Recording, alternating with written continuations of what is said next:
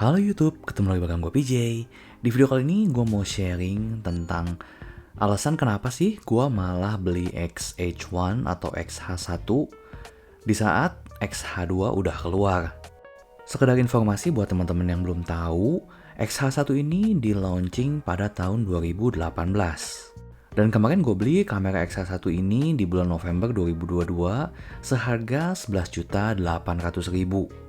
Menurut gue harganya sangat menarik, mengingat XH1 ini waktu pertama kali launching, harganya di 28 juta untuk body only, dan untuk yang paketan dengan battery grip harganya 32.500.000 rupiah. Oh ya, sedikit cerita, waktu itu tahun 2018, XH1 ini di launching bersamaan dengan kamera full frame merek sebelah, yang harganya juga mirip waktu itu, 28 juta. Dan akhirnya gue waktu itu beli kamera merek sebelah yang full frame. Karena pada waktu itu gue mikirnya ngapain dengan harga yang sama gue beli kamera dengan sensor APS-C. Sedangkan gue bisa dapet yang sensor full frame. Waktu itu gue masih pakai X-T20. Dan gue waktu itu mikir kalau misalnya pakai Fujifilm itu cukuplah yang seri 2 digit aja. Tapi jujur dari pertama kali lihat XH1 waktu itu, gue pengen banget punya. Kenapa? Karena dari bodinya sendiri gue suka ya gede, dan juga di atasnya ada top LCD-nya. Selain itu modelnya juga mirip banget sama GFX 50S. Karena tangan gue agak gede, jadi kalau misalnya pegang body Fujifilm yang seri 2 digit, itu agak kekecilan.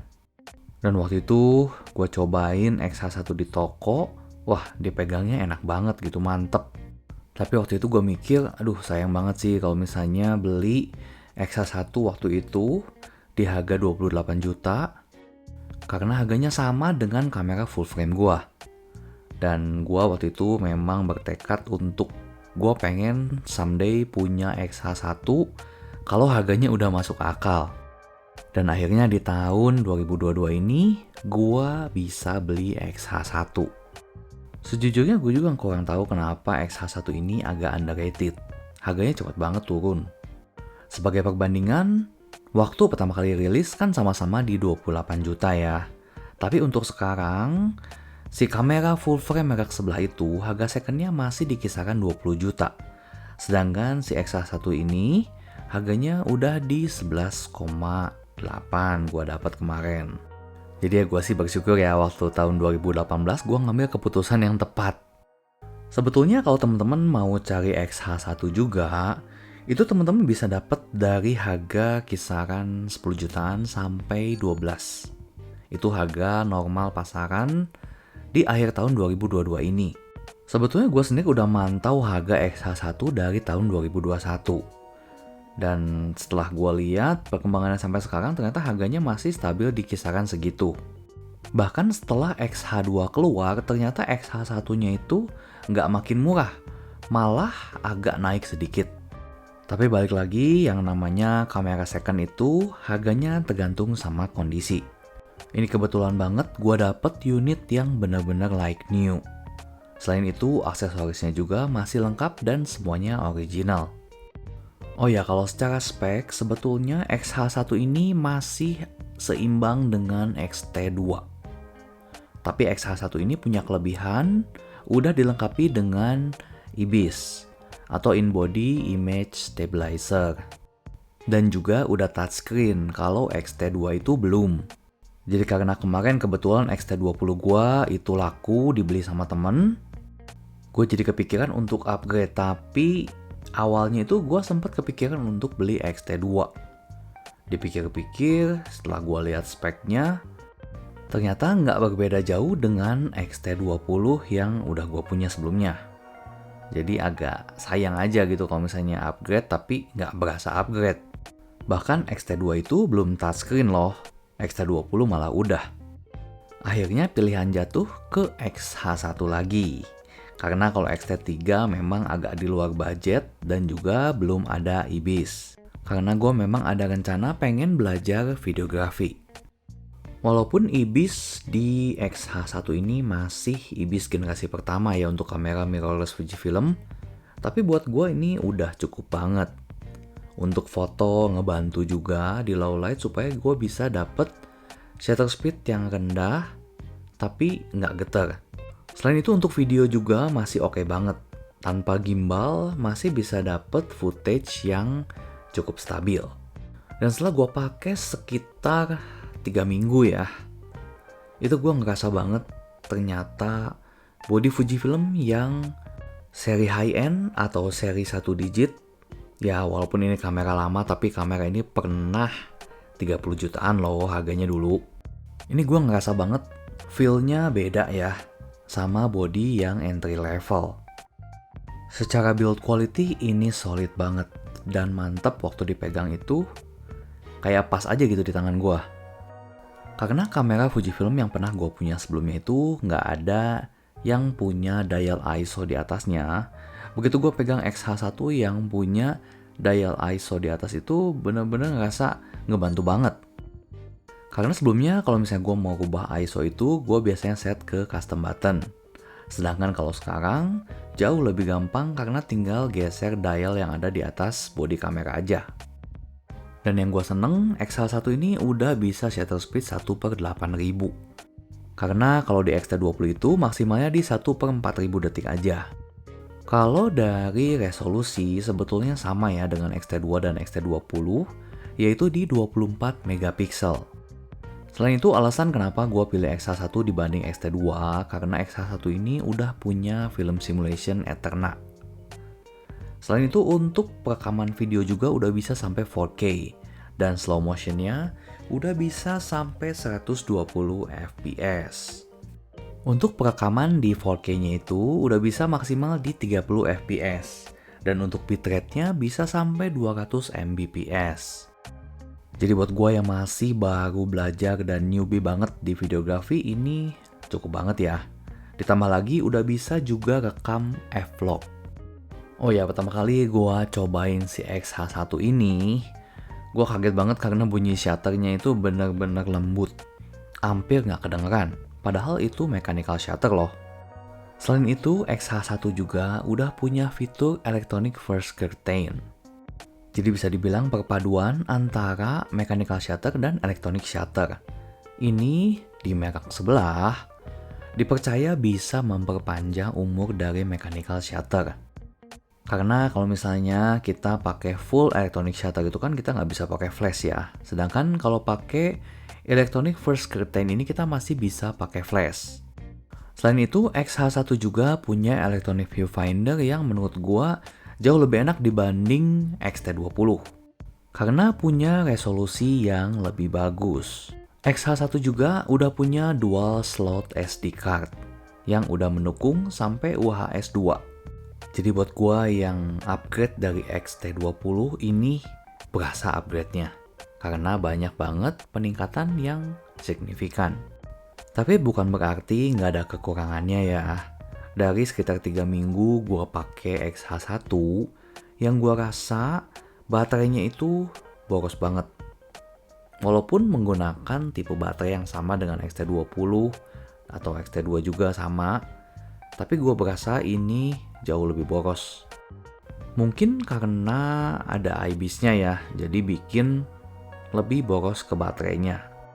Tapi sejauh ini karena gue biasa hanya ngambil footage video yang pendek-pendek, gue belum pernah mengalami overheat waktu pakai XH1 ini. Mungkin karena bodinya yang full metal ya bisa dibilang bisa menghantarkan panas yang lebih baik. Untuk tipe baterai standarnya itu yang NPW 126S. Bisa pakai baterai yang NPW 126 tapi tiap kameranya dinyalain selalu ada warning atau peringatan bahwa baterainya bakal cepat habis. Selain itu yang gue suka juga dari XH1 ini banyak tombol di bodinya yang bisa kita custom fungsinya. Menurut gue kamera semakin banyak tombolnya itu semakin memudahkan untuk dipakai. Kenapa? Karena tombol-tombol tersebut bisa kita custom dengan fungsi yang biasa kita pakai. Contohnya tombol ini yang ada di bagian depan di bodi kamera.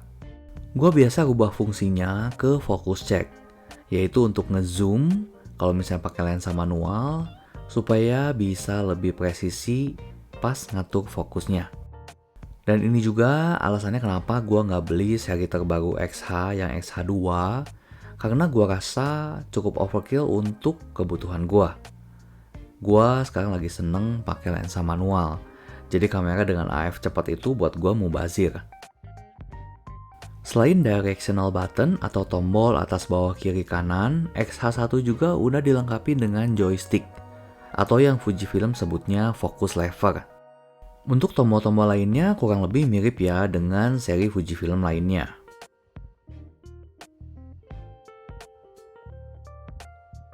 Selanjutnya untuk port konektivitas, menurut gua XH1 ini udah cukup lengkap ya. Untuk port HDMI-nya udah pakai yang micro. Dan ini bisa untuk live view di external monitor, jadi bukan hanya untuk fungsi playback doang. Untuk USB-nya sendiri udah mendukung USB 3. Selain itu udah ada jack 3,5 untuk mikrofon dan juga untuk remote. Dan untuk layarnya sendiri menurut gue ini lebih baik dibanding XT20. Untuk mekanisme layar juga, ini udah 3-way tilting screen. Jadi memudahkan untuk ngambil foto dari high angle, low angle, atau low angle tapi di posisi portrait. Karena sebelumnya di XT20 itu lebih terbatas pergerakan tilting screen-nya. Nah, tilting screen-nya sampai sini sama dengan XT20, tapi ini yang XT20 nggak punya.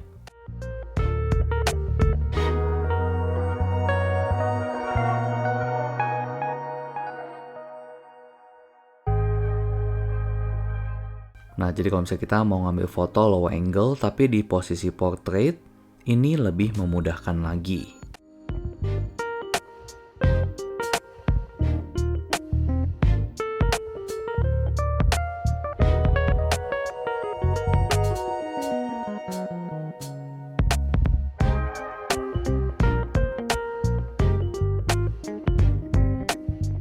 Untuk XH1 ini masih made in Japan ya, karena ini seri high-end dari kamera mirrorless Fujifilm.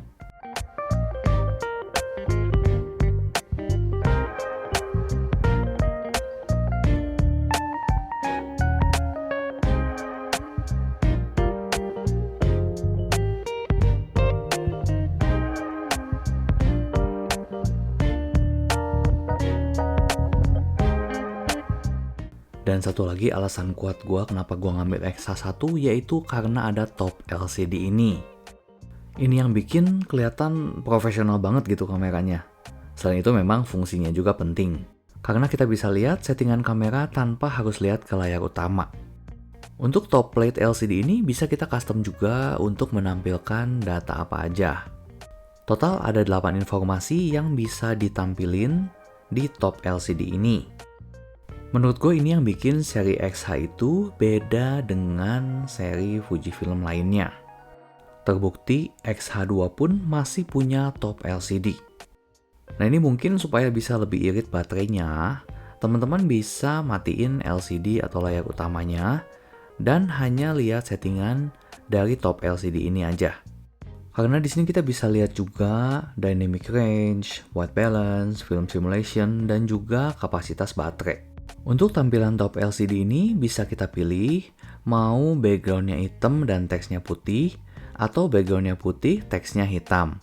Untuk yang background putih dan teksnya hitam ini sebetulnya backgroundnya itu ada backlight atau cahayanya, jadi kepake untuk di tempat gelap. Layar touchscreen kepake banget waktu kita lagi lihat hasil foto atau video. Ini bisa kita swipe kiri kanan atau kita bisa juga zoom in zoom out.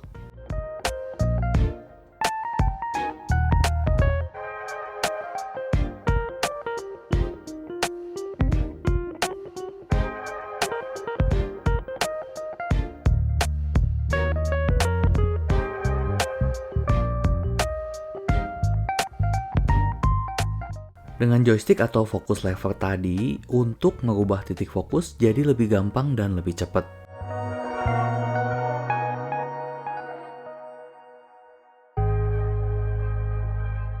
Dan karena udah touchscreen, ini udah bisa touch autofocus juga kalau pakai lensa yang autofocus. Karena X-H1 nggak punya flash internal, jadi Fuji ngasih flash eksternal mini ini di paket penjualannya. Flash ini nggak pakai baterai karena ngambil power dari baterai kamera. Supaya melindungi body X-H1 gua dari goresan-goresan atau benturan, gua beli silikon ini. Ini gua beli yang bekas atau pre-love karena gua lihat kondisinya masih bagus dan harganya juga cukup lumayan murah ya. Ini dia tampilan X-H1 ketika silikonnya udah dipasang.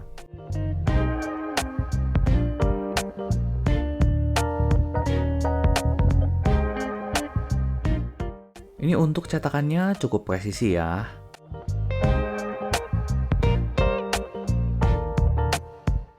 Untuk slot memory card juga ini nggak ketutup ya, jadi gampang untuk gonta-ganti SD card tanpa mencopot silikon kameranya. Untuk baterai juga sama, udah ada lubangnya.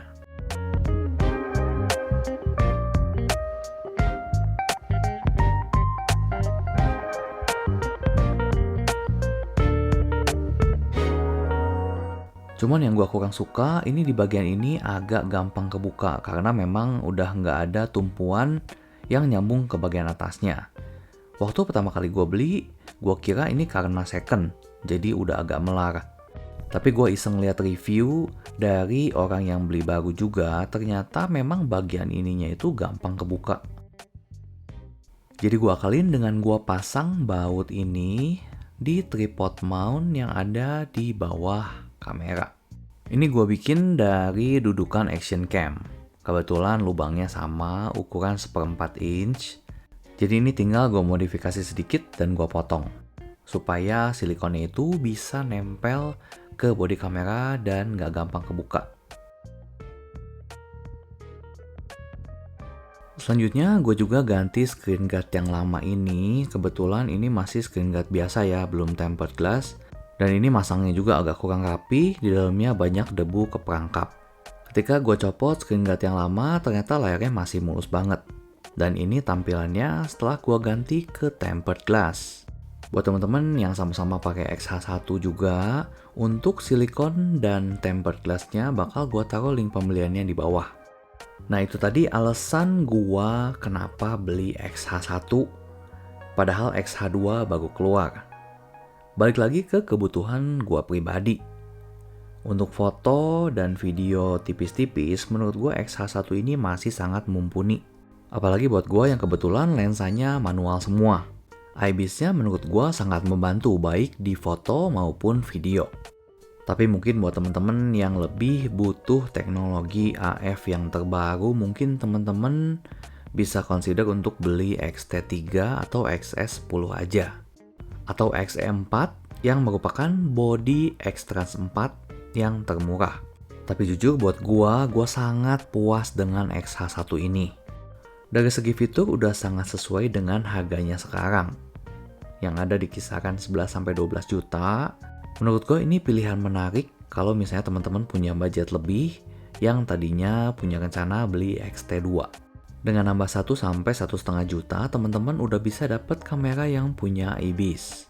Dari segi teknologi juga pastinya lebih baik daripada X-T2 karena dirilisnya 2 tahun setelah X-T2.